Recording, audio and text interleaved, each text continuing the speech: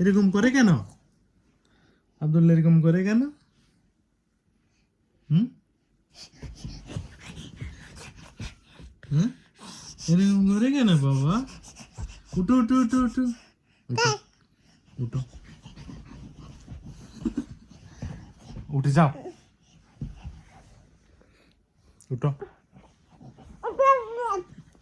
উঠো না, উঠো না।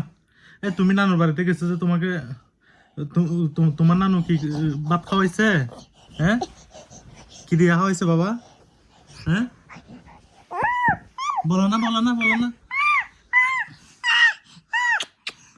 হ্যাঁ, বাবা,